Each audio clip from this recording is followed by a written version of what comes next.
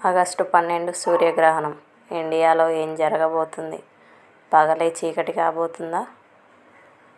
August 12 సంపూర్ణ సూర్యగ్రహణం.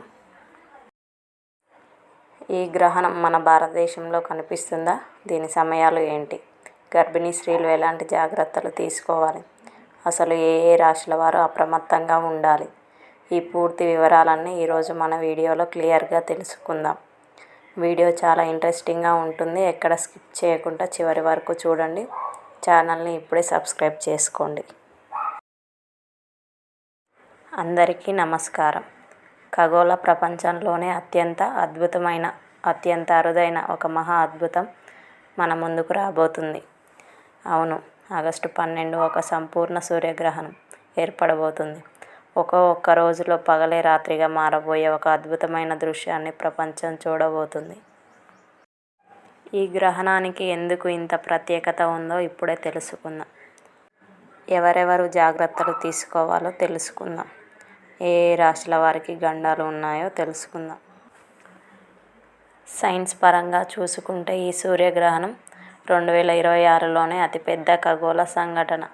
చంద్రుడు సూర్యుడికి పూర్తిగా అడ్డుగా రావడం వల్ల సూర్యుడి చుట్టూ ఉండే తెల్లటి కాంతి వలయం, అంటే కరోనా మాత్రమే మనకు కనిపిస్తుంది. ఈ గ్రహాన్ని నాసా కూడా అత్యంత కీలకమైనదిగా ప్రకటించింది.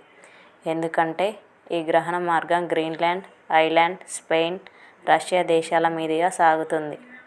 ఆయా ప్రాంతాల్లో ఉన్నవారికి పగటిపూటే పూర్తి చీకటి కమ్ముకొని నక్షత్రాలు కూడా కనిపిస్తాయి. కానీ మన భారతదేశానికి వచ్చేసరికి పరిస్థితి ఏంటి? మన ఇండియాలో కనిపిస్తుందా? అందరికీ వచ్చే అతిపెద్ద అనుమానం, ఇండియాలో ఈ గ్రహణం కనిపిస్తుందా? భారతదేశంలో ఈ సూర్యగ్రహణం నేరుగా కనిపించదు.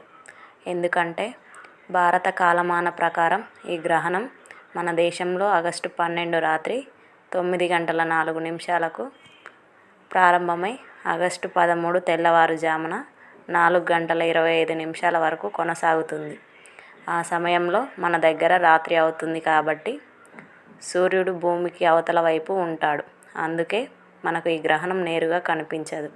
మన దేశంలో కనిపించదు కాబట్టి శాస్త్రాల ప్రకారం సూతక కాలం నియమాలు ఇండియాలో వర్తించవు. అంటే గుడులు మూసివేయడం కానీ, ఎలాంటి ఆహార నియమాలు పాటించవలసిన అవసరం లేదు.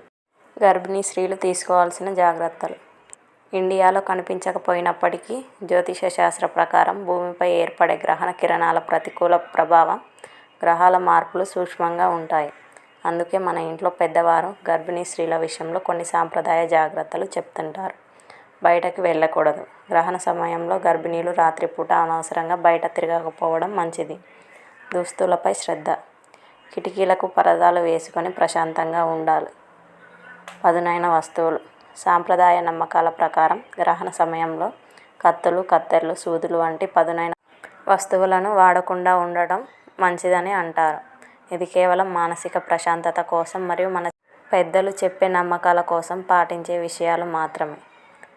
జ్యోతిష్య ప్రభావం. ఏ రాశుల వారు అలర్ట్గా ఉండాలి?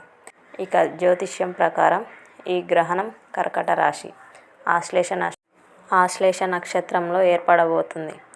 ఒకే నెలలో సూర్యగ్రహణం మరియు చంద్రగ్రహణం రావడం వల్ల కొన్ని రాశుల వారు కాస్త అప్రమత్తంగా ఉండాలని జ్యోతిష్య నిపుణులు చెప్తున్నారు. ముఖ్యంగా ఈ 4 రాశుల వారు కాస్త జాగ్రత్తగా ఉండాలి. కర్కాటక రాశి. ఈ రాశిలోనే గ్రహణం ఏర్పడబోతుంది కాబట్టి వీరు ఆరోగ్యంపై శ్రద్ధ పెట్టాలి మరియు అనవసరమైన కోపానికి, వాగ్వాదాలకు దూరంగా ఉండాలి. మేషరాశి. ఉద్యోగ, వ్యాపారాలలో తొందరపాటు నిర్ణయాలు అస్సలు తీసుకోకూడదు. తులారాశి.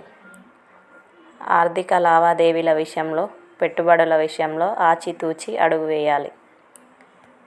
మకర రాశి. మానసిక ఒత్తిడికి లోనవ్వకుండా కుటుంబ సంబంధాల విషయంలో కాస్త ఓపికగా వ్యవహరించాలి. మరి గ్రహణ ప్రతికూల ప్రభావాలు పోవాలంటే ఏం చేయాలి? గ్రహణ సమయంలో లేదా గ్రహణం ముగిసిన తర్వాత ఇష్టదైవ నామస్మరణ చేయడం, మహామృత్యుంజయ మంత్రం జపించడం లేదా ధ్యానం చేయడం వల్ల మానసిక ప్రశాంతత లభిస్తుంది. ఇవి ఆగస్టు 12న రాబోతున్న సంపూర్ణ సూర్యగ్రహణం గురించి పూర్తి శాస్త్రీయ మరియు జ్యోతిష్య వివరాలు. ఈ వీడియో మీకు నచ్చినట్టయితే వెంటనే లైక్ చేయండి, మీ ఫ్రెండ్స్ అండ్ ఫ్యామిలీ మెంబర్స్కి షేర్ చేయండి.